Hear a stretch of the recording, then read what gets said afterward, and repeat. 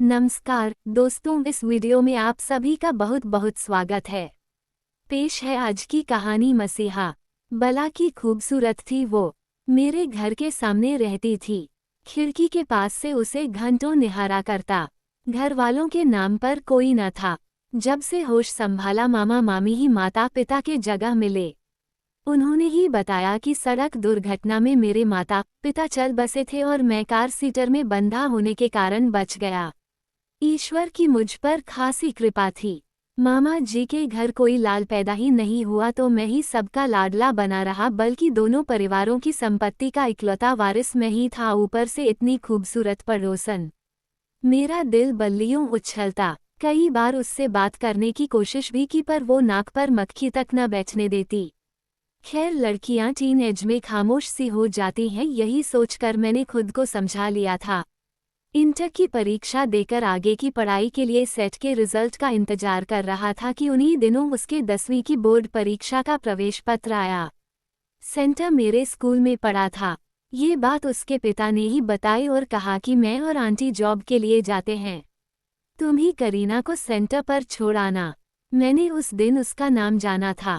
इतना प्यारा नाम, करीना। हाँ, वही तो मेरा आशियां सजाने वाली थी। अब एक नया काम मेरे हिस्से आ गया। अपने नाम के साथ उसका नाम जोड़कर नोटबुक में लिखता रहता। करीना प्लस राहुल। नाम से ही लगता मानो हम एक दूजे के लिए ही बने थे। उम्र का वह दौर भी तो वैसा ही होता है।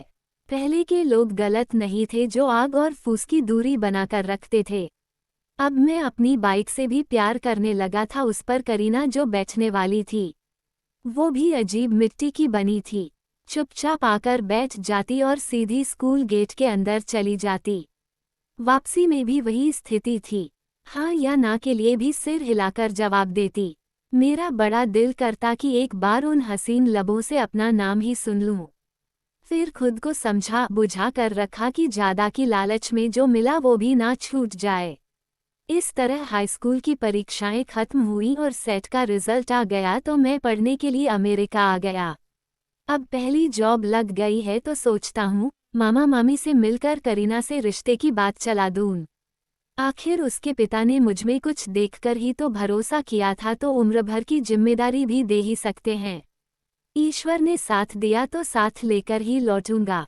मैंने जब ये सारी पिछली बातें केनी जो कि अमेरिकन मित्र है उसे बताया तो वह काफ़ी रोमांचित हो गई। हम सब जीवन में एक न एक बार प्यार तो करते ही हैं। कुछ अपनी कहानियों को अंजाम दे पाते हैं तो कुछ की कहानियां अंतर्मन में ही दफन हो जाती हैं। तभी तो जब कोई सच्चा आशिक दिखता है तो उसकी कहानी जानने की उत्सुकता को रोक नहीं पाते। करीना का कौतूहल भी चरम पर था। मैं बेसब्री से तुम दोनों का इंतजार करूंगी, केनी ने कहा। उसके मुंह से अनायास ही निकला। उससे बातें खत्म करके मैंने दिल्ली की फ्लाइट ले ली। वहां से टैक्सी लेकर दिल्ली पहुंचा। तुम आ गए बेटा। करीना के पिता घर के बाहर ही खड़े मिल गए। उन्होंने बढ़कर गले लगा लिया, जैसे पहले से ही राह देख रहे हूँ। शायद मामाजी ने बता दिया होगा। घर में घुसते ही मामी ने सारी राम कहानी कह सुनाई। दहेज के लालचियों के हाथ पड़ गई थी।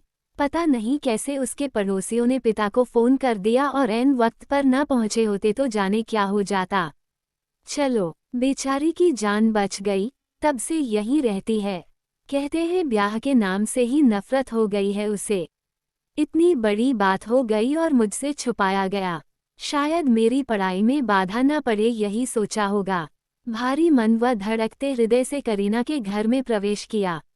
सामने ही उसे देख बड़ी मुश्किल से खुद को संभाल पाया। खूबसूरत तो वह पहले ही थी, ऊपर से काली नागिन सी चोटी घुटनों तक आ गई थी। चेहरे पर अब भी वही तत्स्थता, जैसे कोई नाराजगी हो। कैसी हो, क्यों पूछ रहे हो? पुराने दोस्त हैं यार। दोस्त? जब डोली उठ रही थी तब कहाँ थे? सही तो पूछा था उसने। उससे बिना कुछ बोले विदेश चला गया। सोचा था कुछ बनकर लौटेगा। ना इजहार, ना इकरार, न ही कभी उसका हाल चाल लेने की कोशिश की।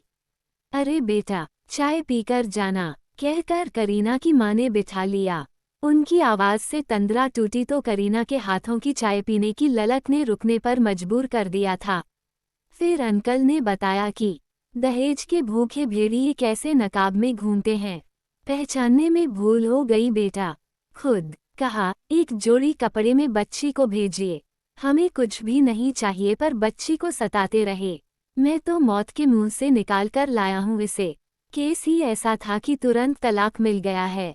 चाय के साथ करीना सामने थी। खूबसूरत मेहंदी लगे हाथ जो अक्सर ख्वाबों में आते और नींद से जगाकर चाय पिलाते थे। उसकी जगह एक जले हुए हाथ का प्याला जब मुझ तक पहुंचा तो चाय हलक से न उतर पाया। रुंधे गले से बस इतना ही कहा कि पंडित जी से विवाह की तिथि निकलवा लें। मैं वीज़ा के लिए देखता हूँ। करीना के जले अंगों की प्लास्टिक सर्जरी अब अमेरिका में होगी। विवाह की तैयारियां शुरू हो गई। जाने क्या था हम दोनों के बीच की बगैर बोले ही मौन ने प्यार का संदेश पहुंचा दिया था।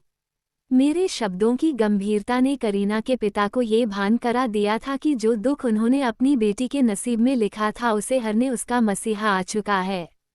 जिंदगी फिर से गुलजार हो गई थी। अब एक मधुरता करीना के लावण्य को और बढ़ा रही थी। मैं उसकी खूबसूरती में फिर से खो जाना चाहता था पर काम बहुत थे। शादी, सर्टिफिकेट, वीज़ा वगैरह सब निपटा कर मैंने केनी को फ़ोन किया और यह सारा वृतांत जब कह सुनाया तो खुशी के मारे वह रो पड़ी। मेरे प्रेम कहानी के पूरी हो जाने की खुशी उसके आवाज़ से 7 समंदर पार तक आ रही थी। प्यार के पंछी जो मिल गए थे। हमारे घोंसले को संवारने की जिम्मेदारी उसने स्वयं ही ले ली और स्वागत की तैयारियों में जुट गई।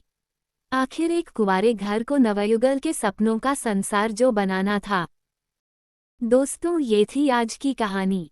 पसंद आए तो कमेंट्स, लाइक और शेयर जरूर कीजिएगा और चैनल पर नए हो तो सब्सक्राइब जरूर कीजिएगा। तो मिलते हैं एक नई कहानी के साथ। चैनल पर बने रहने के लिए बहुत बहुत धन्यवाद।